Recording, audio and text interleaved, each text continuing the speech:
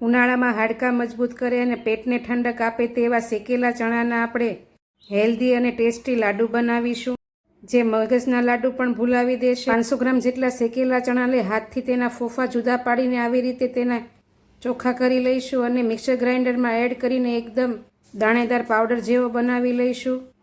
પેનમાં 1 ચમચી ઘી ગરમ કરી 1 કપ મખાણા અને 1 કપ મિક્સ કાજુ બદામ નાખી 2 મિનિટ માટે રોસ્ટ કરી આવી રીતે ઠંડા પડવા દઈ તેને પણ મિક્સર ગ્રાઇન્ડરમાં દળદળા પીસી લઈશું। જાડા પેનમાં 150 ગ્રામ જેટલું ઘી એડ કરી તેમાં શેકેલા ચણાનો પાવડર નાખીને તેને 5 થી 7 મિનિટ માટે લો ગેસની ફ્લેમ ઉપર શેકી લઈ પછી મખાણા અને કાજુ બદામનો પાવડર એડ કરીશું, તેને પણ તેમાં બરાબર મિક્સ કરી દઈશું। ઠંડુ પડવા દઈ તેમાં 250 ગ્રામ જેટલું સાકરનું બૂરું એડ કરીશું, મિક્સ કરી દઈશું। થોડું એવું ઘી ઉમેરી આવી રીતે લાડુ વળે તેવું ટેક્સચર તૈયાર કરી લઈશું। પછી હાથની વચ્ચે આવી રીતે લાડુનો શેપ આપી દઈશું। તૈયાર છે શેકેલા ચણાના લાડુ।